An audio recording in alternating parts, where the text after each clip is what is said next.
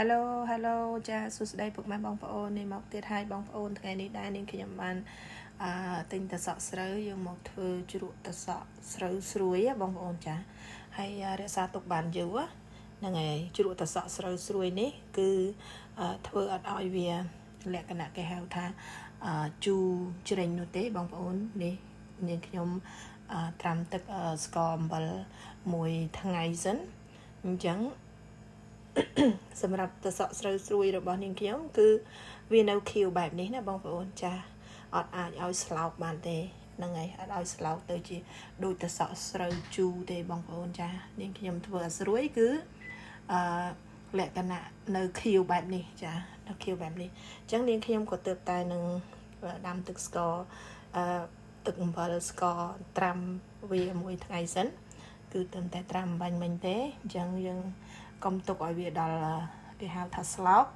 ឲ្យវានៅខៀវអញ្ចឹងយើងត្រាំឲ្យតែចូលជាតិអំបិលស្ករតិចតួចសិនទៅហើយយើងនឹងស្រង់ចេញដើម្បីធ្វើតសក់ស្រូវជូរអែមស្រួយឆ្ងាញ់ចាហ្នឹង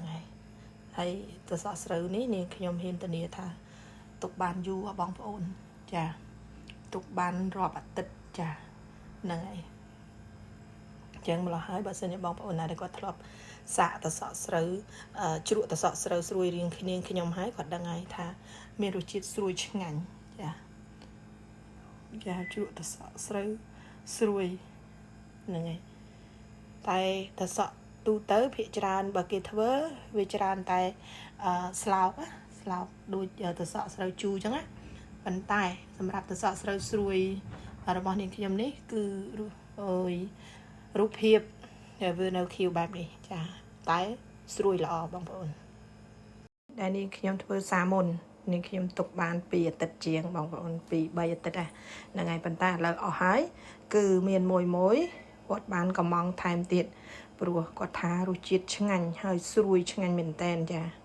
សម្រាប់តសក់ស្រូវនេះដែរគឺយើងត្រូវតែយកខ្ចីបងប្អូនចាយកតសក់ខ្ចីប៉ុន្តែសានេះនាងខ្ញុំវាមានលាយចាវាមានលាយមិនបានខ្ចីទាំងអស់ទេហ្នឹងហើយវាអាចលាយថាមានរាងធំខ្លះតូចខ្លះចឹងទៅចាអានេះនាងខ្ញុំទៅធ្វើតែសម្រាប់នេះគឺនាងខ្ញុំធ្វើហើយវគ្គមុនចាគឺវានៅបែបនេះបងប្អូនចាគឺវាបែបនេះ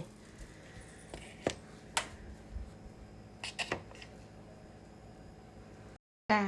សម្រាប់រសជាតិវិញបងប្អូនគឺស្រួយឆ្ងាញ់តែម្ដងចាហើយមើលសម្រស់វា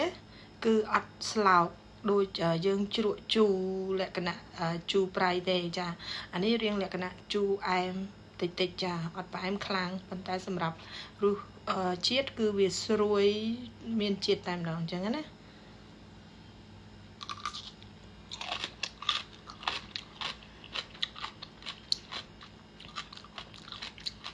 crunchy បែបហ្នឹងចានេះញ៉ាំជាមួយនឹងអ្វីក៏បានដែរមិនថាសាច់អាំងមិនថាត្រីអាំង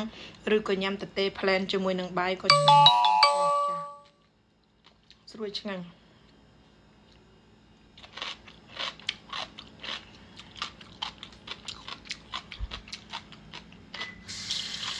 និយាយថាស្រួយវិញដាក់ចូលមកហើយចង់ញ៉ាំទៀតចាញ៉ាំហើយចង់ញ៉ាំទៀតតែម្ដងអញ្ចឹងសម្រាប់បងប្អូនដែលចង់បានជ្រក់តសក់មានរសជាតិជូរផ្អែមតិចហ្នឹងគឺកុំភ្លេចណាធីតាមានលក់នៅ NG Group Park ចាប៉ុន្តែអស់មួយសារហើយនាងខ្ញុំក៏ទើបតែធ្វើសារថ្មីដោយសារតែមួយរបស់នាងខ្ញុំឬក៏បងប្អូនដែលគាត់បានសាកហើយគាត់ចង់បានទៀតចឹងណាអញ្ចឹងក៏នាងខ្ញុំទៅទិញតសក់យកមកធ្វើជូនពួកគាត់ថែមទៀតចឹងទៅចាអូខេមានតែប៉ុណ្្នឹងទេបើសិនជាបងប្អូនណាមិនទាន់បានសាកអាចមកសាកបានធានាបានថាឆ្ងាញ់ចាហើយទុកបានយូរ